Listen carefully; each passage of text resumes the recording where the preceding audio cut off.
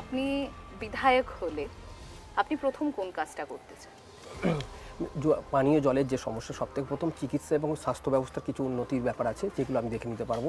এবং আমি ওখানে কথা দিয়েছি যে আমাদের ডায়মন্ড হারবার লোকসভার উপরে যেমন আর কি সেবাশ্রয় আমাদের সাংসদ শ্রী অভিষেক বন্দ্যোপাধ্যায় পুরো লোকসভা জুড়ে করেন, যখনই সেবাশ্রয় ডায়মন্ড হারবার লোকসভায় হবে আমি ওখানে প্রত্যেকটা জায়গায় গিয়ে সেটাই বলছি যে একই টাইমে আমি মগরাহাট পশ্চিমেও সেবাশ্রয় প্রকল্প শুরু করব এবং ডায়মন্ড হারবার মডেল, যেটা উন্নয়নের মডেল, সেই মডেল যাতে মগরাহাট পশ্চিমেও প্রতিষ্ঠিত হয় সেই ব্যবস্থা আমি করব। বিরোধীদের যে রয়েছে, বিজেপিতে যে অন্যান্য ক্যান্ডিডেট রয়েছে, কোথাও মনে হয় তিনি কতটা কম্পিটিশন দিতে পারেন, নাকি তিনি কম্পিটিশনেই আসেন না? প্রচারই নেই, মানে অ্যাকচুয়ালি ব্যাপারটা এসআইআর এর পর থেকে এই যে মানুষ নামজন ডিলিট হয়েছে যেটা আর কি, তারপর থেকে দেখা যাচ্ছে বিজেপি ক্যান্ডিডেটরা বাইরে বের হলে সাধারণ মানুষ আর কি তাদেরকে কোশ্চেন করছে যে আপনারা যে এই নাম ডিলিট করলেন এগুলো কি হবে তাহলে।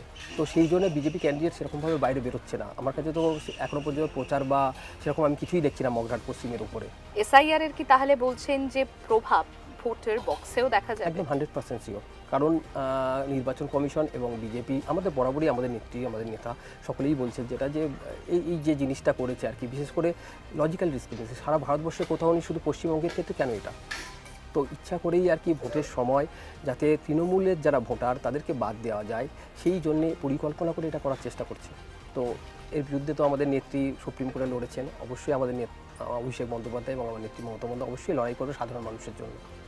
এ তো গেল রাজনীতিবিদ শামীম আহমেদের কথা, এ তো গেল তৃণমূল কংগ্রেসের প্রার্থীর কথা। কিন্তু এবার যদি আমি ব্যক্তি শামীম আহমেদের কাছে আসি, আমি তো দেখলাম ঘরে একটা অস্ত্র লাইব্রেরি হয়ে গিয়েছে, একটা গোটা লাইব্রেরি রয়েছে। সেখানে রাস্কিন বন্ড থেকে শুরু করে শার্লক হোমস, ফেলুদা, কার জায়গা নেই, এমনকি টিনটিন, নন্টে ফন্টে সবই রয়েছে। তার সঙ্গে শরৎ সমগ্র, রবীন্দ্রনাথ রচনাবলী থেকে শুরু করে সবই রয়েছে। মানে ফ্রি সময়টা কিভাবে এইভাবে ইউটিলাইজ করা হয় বই পড়ে? পড়াশোনা ছোট থেকেই পড়াশোনার প্রতি ছিল, বিশেষ করে নভেল পড়া, বিভিন্ন উপন্যাস, ঠিক আছে, এগুলো তো পড়তামই।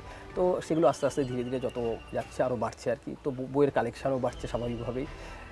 তো পড়াশোনা করতে হয়, মানে পড়াশোনাটাই ফ্রি টাইমে করা হয়। এছাড়াও খেলাধুলা আছে, খেলাধুলা রয়েছে। আচ্ছা, ভলিবল। আমি তো দেখলাম ভীষণ ফিটনেস ফ্রিক, তো ইউথদের জন্য কোনো মেসেজ? হ্যাঁ, এটা তো আমার নেতা অভিষেক বন্দ্যোপাধ্যায়ও আপনারা জানেন যে ফিটনেস ফ্রিক, ঠিক আছে। তো আমি দাদার কাছ থেকে অনুপ্রাণিত, তো দাদা যেরকমভাবে চলে সেরকমভাবেই আমরা চলার চেষ্টা করি। তার মানে দিন শুরু হয় মানে জিম থেকে, শরীরচর্চা দিয়ে, কসরত করে। একদম তাই। চৈত্রের কাঠফাটা গরম, আর তার মধ্যে আমাদের কিন্তু এই গরমটা আমরা বুঝতেই পারছি না। তার কারণ যেখানে আমরা বসে আছি 5 ডিগ্রি এমনি কম মনে হচ্ছে, কারণ চারিদিকে এত গাছগাছালি, পুকুর পাড়ে দারুণ হাওয়া। এই দুপুর রোদেও কিন্তু